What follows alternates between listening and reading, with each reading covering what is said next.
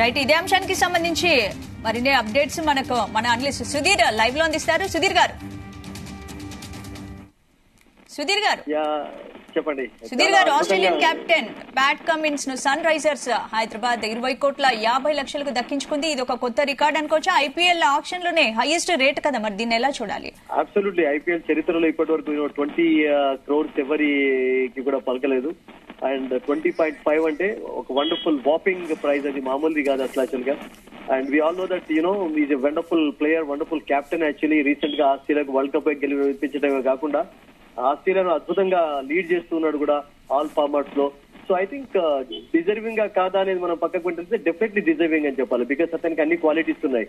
And even while playing for Kolkata Knight Riders also we all know that స్పందన he scored some quick 50s also. Just 14 balls ఒక half century కూడా అతని పైన ఉంది. So all qualities ఉన్నటువంటి players ని హైదరాబాద్ ఇప్పటి వరకు సన్ రైజర్స్ హైదరాబాద్ అండ్ ముఖ్యంగా వాళ్ళకు ఉన్నటువంటి డబ్బులు 34 crores లో ఎక్కువ డబ్బు 3 ఫారిన్ ప్లేయర్స్ పైన ఖర్చు పెట్టారు. అండ్ వాళ్ళ ఫారిన్ కోటా అయిపోయింది. అసరంగా అఫ్కోర్స్ చాలా తక్కువ ధరకు దొరికాడు వాళ్ళకు 1.8. And the coach the mentor Muralitharan was happy with that actually. ఎందుకంటే Hasaranga is a quality bowler and Rashid లేని లోటును అతను తీర్చగలుగుతాడు, ఆ ఎబిలిటీ అతనుకుంది. He can bat also. And మరొక Australian star of the world cup Travis Head కూడా సన్ రైజర్స్ హైదరాబాద్ లభించడం గొప్ప న్యూస్ గా చెప్పుకోవాలి. And Powell for Rajasthan Royals 7.4 because is been playing IPL for years actually. First starting లో కోల్కతాకి ఆడాడు, ఆ తర్వాత ఢిల్లీకి ఆడాడు. అండ్ అతనికి ఏ టీమ్ లో కూడా వరుసగా ఛాన్సెస్ లభించలేదు. బట్ రాజస్థాన్ నేను అనుకుంటాను అతన్ని చక్కగా ఉపయోగించుకోవాలి, because is a terrific player, terrific finisher of actually. So Harshal Patel Royal Challengers వదులుకుంది అండ్ పంజాబ్ కు దక్కాడు 11.7 కు. అండ్ క్రిస్ వోక్స్ కూడా పంజాబ్ కు దక్కడం. సో ఆప్షన్ అండ్ అనుకున్నట్టుగా ఫారిన్ ప్లేయర్స్ కి అయితే ఎప్పటిలాగానే ధర ఎక్కువగానే పలుకుతుంది. And he made history, no doubt about it. Pat Cummins the Australian captain. అంటే ముఖ్యంగా సన్ రైజర్స్ వరుస ఓటమి నేపథ్యంలోనే కమిన్స్ ను సెలెక్ట్ చేసుకుంది అనుకోవచ్చా? Sunrisers has been performing well last 4-5 seasons లో. వాళ్ళు చక్కగానే పర్ఫార్మ్ చేస్తున్నారు. 16 లో టైట్ లో ఓడిపోయినారు. And their performance has not been bad actually, but combinations ఏవి వర్కౌట్ కాలేదు వాళ్ళకు. సో అందుకని లాట్ ఆఫ్ చేంజెస్ చేయడం చూస్తున్నాం. అండ్ ఈ సంవత్సరం వాళ్ళకు డబ్బు ఉండడం కూడా ఒక ప్లస్ పాయింట్ అయిపోయింది. మినీ ఆప్షన్ లో 34 crores ఉండడం, ఇంకా 3 ఇంపార్టెంట్ ప్లేయర్స్ పైన వాళ్ళు ఖర్చు పెట్టుకోగలిగారు. అండ్ టీం ఇప్పుడు చాలా స్ట్రాంగ్ గానే ఉంది. భువనేశ్వర్ ఎక్స్పీరియన్స్ అండ్ నటరాజన్ యొక్క లెఫ్ట్ ఆర్మ్ పేస్ చాలా ఉపయోగపడవచ్చు. Washington Sundar is there actually. And Hasaranga ఉండడం తోటి ఒక కాంబినేషన్ కూడా ఉంటుంది, లెఫ్ట్ రైట్ కాంబినేషన్, బికాస్ ఒక హాఫ్ స్పిన్నర్ ఉండడం అండ్ ఒక లెగ్ స్పిన్నర్ ఉండడం.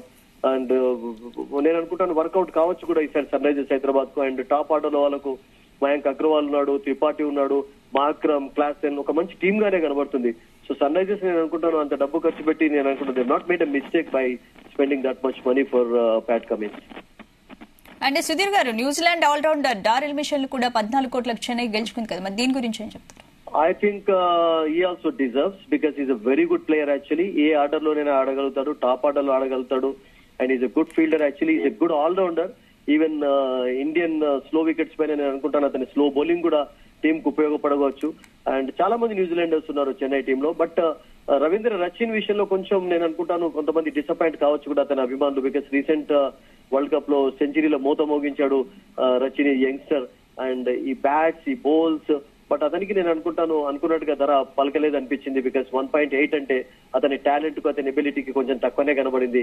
So Chennai was very clever in that actually, because they spend more money on Shardul Thakur also. Thakur is back for them, 3.6 crores వచ్చి అతన్ని తీసుకున్నారు. So I think Chennai should be happy the way the option has gone for them so far.